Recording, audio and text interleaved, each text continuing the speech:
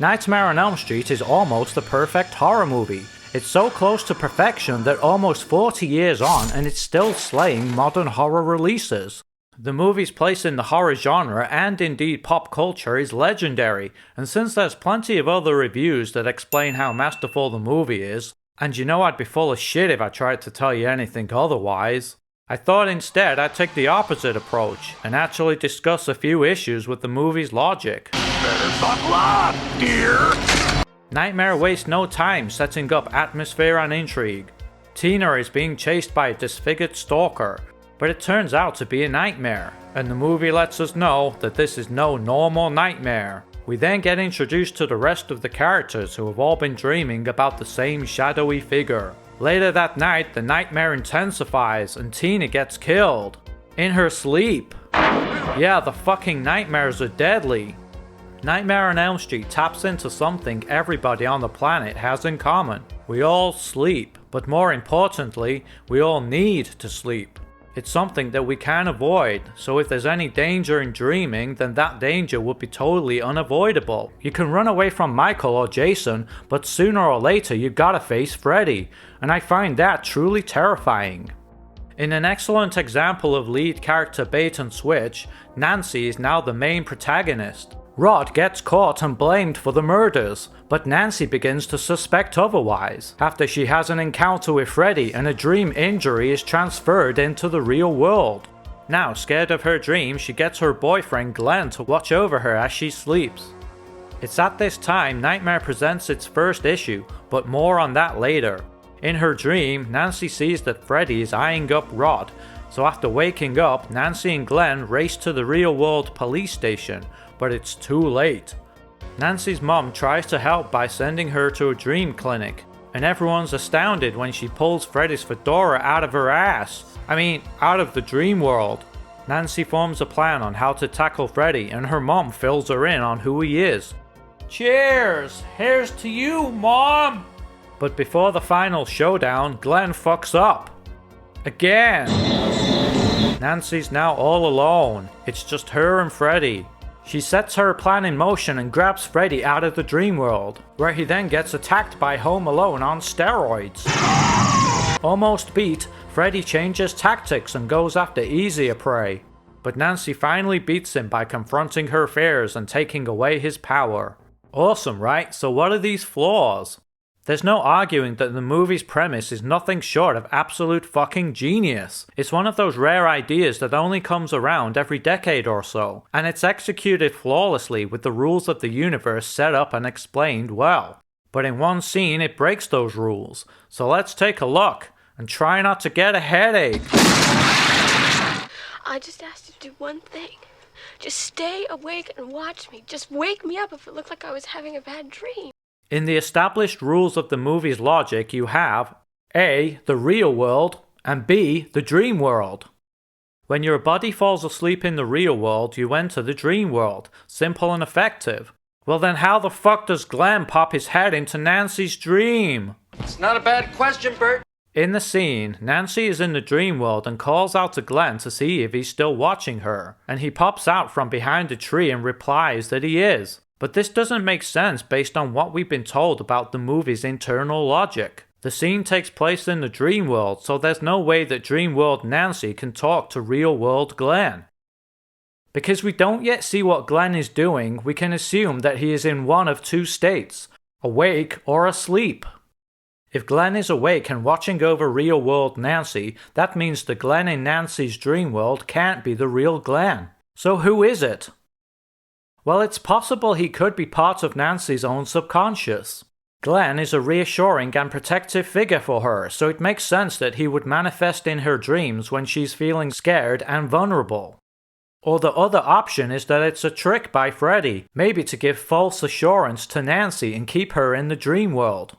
But the movie presents no real evidence for either theory. Now, if Glenn is asleep and dreaming, then he would be able to talk to Nancy in the dream world. But then he's not awake and watching her, making the whole conversation a moot point and seem odd. Now later on, we see that Glenn is indeed asleep. So the most likely scenario is that they were momentarily in the same dream together. But if that's the case, then why didn't Nancy figure out he's not awake and can't be watching over her? It's possible that Dreamworld Glenn is watching over Dreamworld Nancy, but that's not what they originally discussed in the plan. I just asked you to do one thing.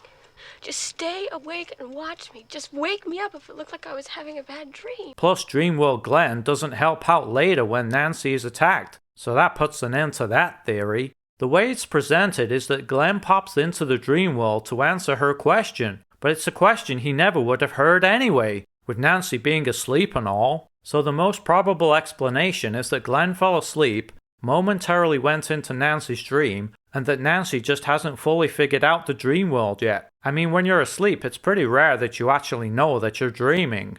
And if you think I'm being needlessly picky, then you're right. I mean, after all, it's just a small moment in an otherwise excellent movie, but the scene always bugged me and I thought it was worth talking about for anyone else that might feel the same. It's just a pity to me that this scene is unnecessarily confusing when it could have just been cut out, as it doesn't impact the story or the characters in any way. In a similar vein, some fans have a slight issue with the Freddy phone. It's one of the most memorable scenes in the movie, but if Nancy is awake, then how can Freddy force his way into the real world? Personally, I always put this down to Nancy being tired, and we just have to take a look at the screenplay to confirm this. So we see, Nancy is experiencing micro-dreams, much like the micro-naps they had in the 2010 reboot. But then it says at the 70-hour mark, the insomniac will begin to experience micro-naps. Nancy is quickly dipping in and out of the dream world, seeing and hearing things that aren't there. So that explains this scene. So let's get on to the second and most confusing problem. I think you all know what it is. That goddamn ending! Nightmare on Elm Street sorta has two parts to the ending. The part where Nancy confronts Freddy, and the part with the Freddy-mobile, both of which I want to discuss. Things go admittedly bonkers when Freddy kills Marge, and again it breaks some of the established rules about the dream world. First, it doesn't explain how Marge disappeared into some sort of weird fucking bed portal. And second, how come Freddy was able to come back out of a giant condom? He only has power in the dream world. Visually, it's pretty confusing. I mean, John Saxon's face says it all. But it all makes more sense once we realize that Wes Craven intended a different ending for the movie. He wanted the last scene to play out much like the sequence that's in the film, but Freddy or the famous Freddy-mobile don't appear, and it's implied that the whole movie was a dream within a dream within a dream. That ending would have explained away these two issues we have at the end, as well as the tree-popping Glenn we discussed earlier. But producer Robert Shea insisted on one last jump scare, and a way for Freddy to come back for any sequels. So a compromise was made, and we got the final scene of the movie where Freddy comes back. So if Craven got his ending, then everything makes more sense, but we don't get no sequels, as nothing in the movie really happened if it was all just a dream, and we wouldn't have really known whose dream it would have been. It could have been anyone's. For all we know, it could have been Jason Voorhees dreaming about this shit. So what we end up with is a tit for tat, and although the compromised ending confuses this movie a little, it opened the gates for the sequels and for Freddy to become a pop culture phenomenon. I know the Robert Shea ending is a sore spot with some fans, but honestly I don't mind the scene so much, more the goddamn nasty effect at the end. It's a shame that the final special effect is so cheap, considering the very high standards of the rest of the movie. And I think if they put the same care and attention into this effect as they did all the others, then fans would be a bit more forgiving of this scene. I mean, imagine if she got ripped apart as she got pulled in, blood spraying everywhere, and maybe an arm or some guts could fall to the floor. Pretty cool, right? But now that we have this ending, fans have been trying for years to make sense of the earlier scenes. The most popular take is the theory that Nancy didn't wake up from the time she goes to pull Freddy out of the dream world. But I like to believe that everything in the movie actually happened, and it wasn't all just a dream. So here's my take. Better buckle up, dear. Nancy pulls Freddy out of the dream world, and the events thereon take place in the real world. When Freddy's body dies, he's pulled back into the dream world, and Marge is actually pulled along with him. They've already established that you can pull stuff out of the dream world if you're holding it, so why not pull stuff into the dream world as well? And then when Freddy comes back to confront Nancy, this is actually another micro dream. After all, she's been through some crazy shit and is tired as hell. But this time she realizes she's dreaming. In the movie, she even says, This is just a dream. You're not alive. This whole thing is just a dream. Then Freddy disappears from the dream world now because Nancy took away his power. I think this explanation works well at cleaning up the ambiguity of what's shown on screen. The last sequence for me is clearly a dream, evident by the soft focus and hazy look. It's Nancy's dream, and she's just having a nightmare about how Freddy killed her friends and mom, and it's not the actual Freddy Krueger coming back.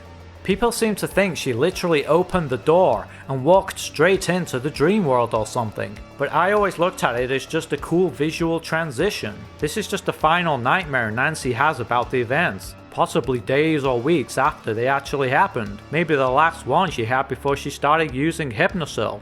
So Gorehounds, it's a pretty weird situation. Would you rather have the movie as Wes Craven intended, or have the version we got complete with sequels? I do wonder about the movie that would have been if Wes was left to create his masterpiece unhindered, and I do consider this to be his masterpiece. But honestly, I think we're all just fucking lucky that more dumb shit didn't get pushed into the movie. I mean, imagine if Freddy was at a fucking barbecue, possessing sausages. So yeah, there's no way I'm gonna kill this movie. The Nightmare on Elm Street series is my favorite slasher franchise, and its first entry is one of my favorite horrors of all time. And I hope it's one of yours too. Sweet dreams, Gorehounds!